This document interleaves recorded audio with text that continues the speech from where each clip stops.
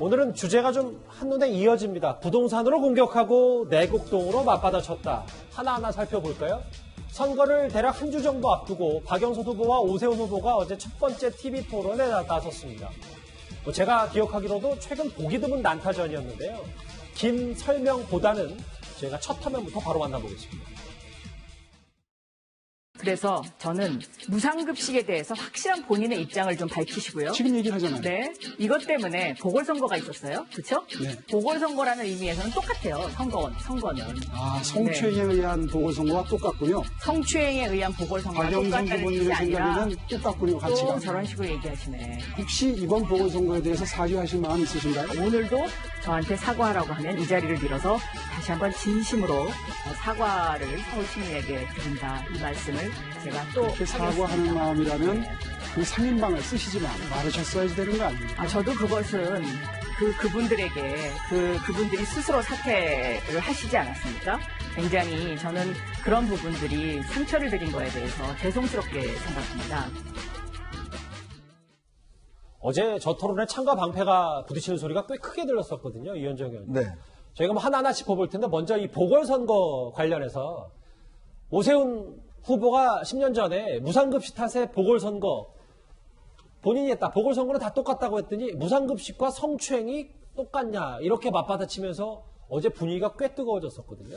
어제 뭐 보니까 뭐 시종일관 서로 간에 이제 이 정책을 놓고 또 뭐 부동산 문제 또 이번 선거 문제 나중에 보니까 모기까지 이야기를 하면서 굉장히 다툼이 심했는데 아마 이번 선거가 굉장히 치열하다는 걸 아마 상징적으로 보여주는 것 같습니다. 특히 이제 이번 선거가 왜 치러지느냐에 대한 이제 그 문제의식들이 이제 초반에 논의가 됐었는데요. 예. 사실 이제 이 선거 같은 경우는 뭐 아시겠지만 박원순 시장 때문에 이제 치러지는 선거인데 핵심은 그겁니다. 민주당 같은 경우에 원래 당헌 당규상 이렇게 자기들이 했던 책임으로 해서 보궐선거가 치러질 경우에 후보를 내지 않는다라고 예전에 문재인 대통령이 당대표실에 당헌을 개정하면서 자, 우리는 이렇게 치르지 않습니다라고 이야기를 했어요. 근데 이번에 이제 이낙연 대표가 들어와서 당헌을 아예 개정을 해버렸습니다. 그리고 청와대는 당에서 하는 일은 상관하지 않겠다라고 이야기를 했어요. 결국 이제 후보를 낸 겁니다. 그래서 이제 그 선거를 치르는 거거든요. 이제 그렇기 때문에 과연 이 부분에 대한 것들 이제 이미 저는 뭐 여당에서 상당히 명분 없는 일단 선거에 출발한 것이라고 생각이 들고 이제 이 문제와 예전에 이제 오세훈 시장 같은 경우도 사실 그때도 사실 무책임하죠. 무상급식과 관련해서 본인이 일단 직을 걸어버렸어요. 직을 걸어버리니까 결국 선거자 이 주민투표를 했는데 문제는 주민투표가 3분의 1 이상 돼야지만이 개표가 됩니다. 근데 3분의 1 이상 되지가 않아서 아예 개표를 안 해버렸어요. 그래서 그때만 하더라도 당에서도 제발 좀 사퇴 문제를 걸지 마라라고 그렇게 이야기를 했는데도 불구하고 본인이 사퇴를 한다라고 해서 결국 보궐선거 했지 않습니까? 그러니까 이게 결국 저는 뭐 10년 전 일이지만 오세훈 시장도 이 선거에 대한 책임 자체는 저는 자유로울 수 없다고 봅니다. 그것 때문에 또 국민 세금, 서울 시민 세금들이 얼마나 더 들어갔습니까? 예. 결국 이 지도자의 말 한마디 이것 때문에 결국은 지금 10년 동안 본인이 뭐 원죄처럼 돌덩이처럼 가지고 있었다는 생각이 드는데 저는 오세훈 시장도 이 부분에 있어서만큼은 본인의 원죄가 있다는 생각이 듭니다. 10년 전이든 올해든 왜 이번 선거, 보궐선거가 치러졌는데 대해서는 두 사람 다 책임이 있다 뭐 이런 말씀이신 거죠? 예. 시작은 이랬고요. 먼저 오세훈 후보가 현 정부의 부동산 실정을 어제 TV 토론에서 먼저 파고들었습니다. 박영선 후보가 어떻게 수비를 했는지 저희가 한번 보겠습니다. 저는 문재인 정부가 부동산 정책을 잘했다고 생각하지 않습니다. 박영선이 시장이 되면 부동산 정책 많은 변화가 있을 것입니다. 서울 시민 여러분, 그동안에 집값이 많이 올랐습니다. 문재인 정부 참 정말 못 쓸 짓을 시민 여러분들께 또 국민 여러분들께 했습니다. 5년 내에 30만 가구는커녕 3만 가구도 공급하기가 쉽지 않아 보이는데 한번 충분히 설명을 합니다. 네. 30년 이상 된 공공임대주택단지에서 7만 6천 호가 나올 수 있습니다. 지금 40년, 50년 된 아파트도 전부 재건축을 허용을 안 하고 있는데 30년 된 걸 허물고 짓는다고요?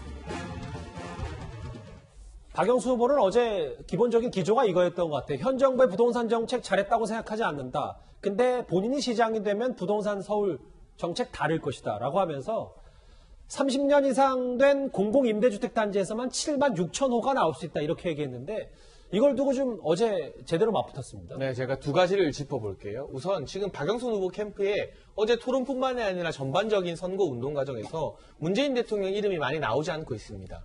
문재인 대통령과 거리두기를 하고 있다 이런 평가까지도 기사를 통해서 보도가 되고 있는데 예. 그만큼 부동산 정책, 문재인 정부의 부동산 정책에 서울 시민들 또 중도층과 무당층이 많이 실망했다는 걸 후보와 캠프 측에서 인지를 하고 있는 것 같습니다. 하지만 이 민주당 강성 지지층 내부에서는 문재인 대통령의 인기가 여전하다 보니까 거리는 두는데 그렇다고 문재인 정부의 부동산 정책이나 여러 가지 실정들을 제대로 비판하지 못하는 애매모호함이 남아있는 것 같고요. 이 문제에 대해서 박영선 후보가 입장을 명확하게 정리할 필요가 있어 보입니다. 그리고 두 번째는 예. 첫 번째 이유의 연장선인데 부동산 정책을 바꾸겠다고 해서 오세훈 후보가 여러 질문을 했습니다. 예를 들면 재건축 초과이익 환수제 폐지할 것이냐. 여기에 대해서 박영선 후보 폐지는 아니라고 말을 했고요. 안전진단 바로 여러 군데 실시할 것이냐. 이거 너무 안전진단을 함부로 막 많이 하면 안 된다고 말을 했습니다. 재건축 재개발을 얼마나 빨리 실시할 것인지에 대해서도 굉장히 두루뭉술한 답을 내놓았고 지금 많은 서민들이 전월세난으로 고통받고 있는 그 근본적 원인이 임대차 3법이라고 전문가들이 지적을 하는데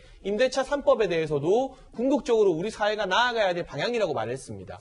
앞선 서두에는 문재인 정부의 부동산 정책 잘못되었다. 나는 달라질 것이다 라고 했는데 디테일한 부분을 따지고 보면 실제로 이때까지 문재인 정부에서 보여준 기조에서 그렇게 크게 뭐가 달라지겠다는 건지 알 수가 없어요. 그런 부분 때문에 제가 처음 말한 것처럼 문재인 정부의 부동산 정책을 비판할 거면 확실하고 화끈하게 비판하면서 거리를 둬야 되고 그게 아니면 아니다 우리 그래도 잘한 부분이 있다고 확실하게 디펜스를 해야 되는데 수비를요. 뭔가 이도 저도 아닌 애매모호한 답변이 부동산과 관련해서 계속 나왔던 것이 좀 아쉬운 부분 아니었나 싶습니다. 알겠습니다.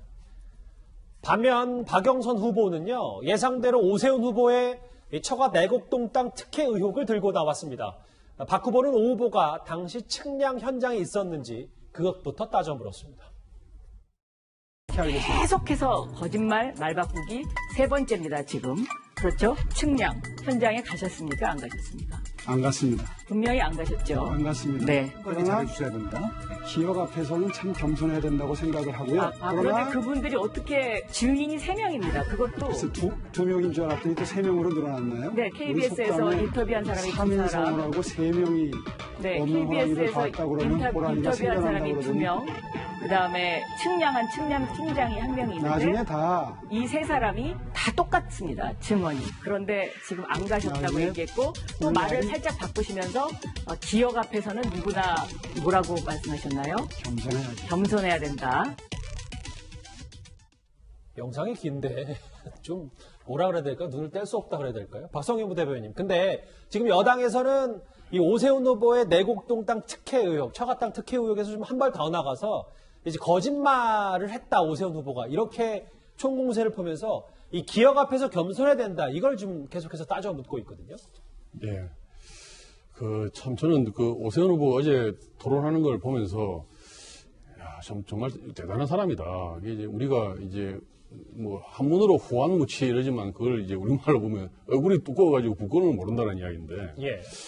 정말 이렇게 사실 보도에 의해서 나온 어떤 증언들을 보면 우리 국민들의 뭐 대다수가 그걸 보면은 그 증언의 어떤 그 진실성이나 뭐 신빙성 같은 거는 충분히 뭐 인정할 수 있을 것 같은데 본인의 일인데 본인이 이제 사실은 내곡동 땅을 자기는 모른다 했다가 그다음에 이제 가본 적도 없다 했다가 이제 측량을 했다 그러면 측량을 했다는 이야기는 아주 구체적인 자기 자산을 지키기 위한 행위죠.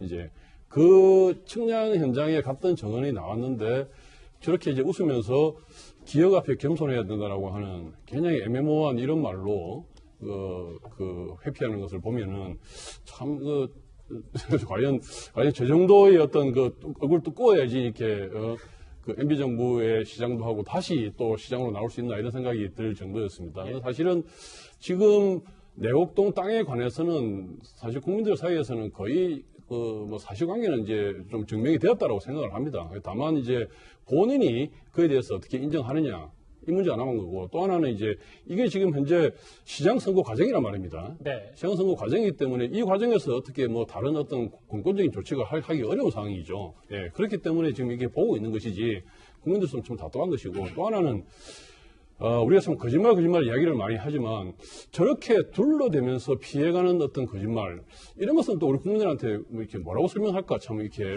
어려운 일입니다. 아까 이제 우리 위원님 말씀도 문재인 정부에서 어떤 요직을 했던 사람들이 실수를 해서 물러난 뒤에 또 다른 자리를 간다 그랬는데 본인이 과거에 서울시장 하면서 자신의 잘못, 특히 이런 내곡동 땅의 어떤 그 셀프 보상 특혜 이런 부분을 갖고 또다시 서울시장 후보에 나온다는 것, 이 문제도 참 우리 국민들이 참 허탈해하는 문제가 아닌가 생각이 듭니다. 예. 저는 전혀 달리 보는데요.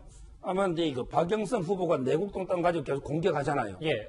근데 그게 공격하는 창이 너무 무디고, 그리고 이제 계속 헛발질만 하고 있어요. 왜냐하면 이게 그 핵심은 세 가지거든. 부동산 투기를 공격하려면. 첫째는 이제 그 오세훈 후보의 부인이 예. 처음부터 이게 내부 정보를 이용해서 투기를 해가지고 이게 그 돈을 보상을 많이 받기 위해 샀느냐. 이걸 입증해야 되고요. 그 다음에 두 번째, 오세훈 후보가 이제 서울시장일 때 이 땅을 개발 지역에 편입시켜서 특혜를 누렸는가. 이걸 두 번째 입증하든지. 아니면 마지막으로 세 번째, 하다못해 시장으로서 특권을 이용해서 보상금을 딴 사람보다 많이 받았는가. 이런 걸 이게 입증해야만 투기가 되잖아요. 근데 그 세 개의 본질은 전부 다 이게 공격이 전혀 없고 엉뚱하게 청량에 갔느냐 안 갔느냐 이걸 공격하잖아요. 근데 보십시오. 오세훈 후보가 이게 만약에 갔으면 갔다 하지 거짓말할 하등의 이유가 없죠. 보통 저희가 후보가 거짓말 하려면 바르게 말했을 때는 뭔가 그게 크게 여론이 나빠질 때 거짓말할 유혹이 있잖아요. 근데 처음부터 오세훈 후보가 기억이 나면 갔다고 하면 간들리게 무슨 문제가 있습니까? 알겠습니다. 아무 문제 없잖아요. 그러니까 본인에게 기억이 안 나니까 안 갔다고 한 거지 굳이 거짓말할 이유가 없는 이걸 가지고 자꾸 이게 거짓말 기억력 몰아가는 이런 게 헛발질 공격이니까 여론이 안 바뀌는 거예요. 아니, 본인이 알았다고 하면 사퇴하겠다고 했지 않습니까?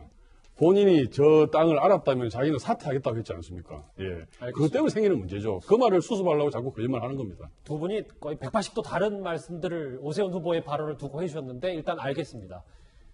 토론 직후 물론 뭐 예상하시겠지만 각 당은 서로 잘했다 이렇게 극과 극 평가를 내놨습니다.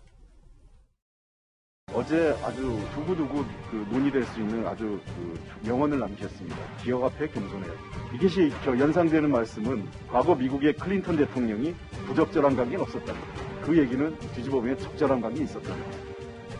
결국은 오세훈 후보를 흠집낼 게 없으니까 이게 이제 별 증거도 없는 이런 걸 가지고 갖고 와서 좀 제가 보기엔 너무 민주당이 어거지를 쓰는 거 아니냐 생각하고 박영선 후보가 오세훈 후보한테 이제 씌우려는 프레임이라 그럴까요? 그런 게 잘 맥히지가 안 하고 오세훈 후보가 아주 잘 능숙하게 잘한 것 같습니다. 추가 논평도 읽어보면 박영선 역시 잘 준비된 일꾼이다. 여당 얘기고요. 야당 얘기는 맥반석 오징어 파는 느낌이었다. 박영선 후보의 발언을 이렇게 폄하했는데 이현정 의원님, 네. 오늘 밤에도 또 2차 토론이 있다는데 네, 그렇죠. 이것보다 더 뜨거워지는 건 아닌지 모르겠어요. 글쎄요, 오늘은 이제 공식 선관위가 주최하는 토론회고 오늘 같은 경우는 지금 민생당의 이수봉 후보가 같이 해서 3자 토론이 있습니다. 그렇네요. 왜 그러냐면 이 민생당이 예전에 바른정당을 이제 계승하는 정당이거든요. 그래서 이제 그 3자가 끼어서 하기 때문에 뭐 아무래도 중간지대가 좀 있기 때문에 뭐 예전 같은 그런 어제와 같은 이 머리 상황은 없겠습니다만은 그러니까 여전히 이제 이런 식의 이제 어떤 또 맞물리는 비슷한 게 아마 반복될 것 같아요. 근데 아마 이게 토론이란 게 그렇습니다. 양쪽이 이렇게 비슷한 걸로 계속 부딪혀버리면 예. 사실은 뭐 쟁점 부각보다는 조금의 어떤 관심 자체가 조금 없어져 버리는 그런 현상도 뭐 나올 수 있다는 생각이 듭니다. 알겠습니다. 어제 있었던 첫 번째 TV 토론 얘기, 2차 토론 예고까지 저희가 하나하나 살펴봤습니다.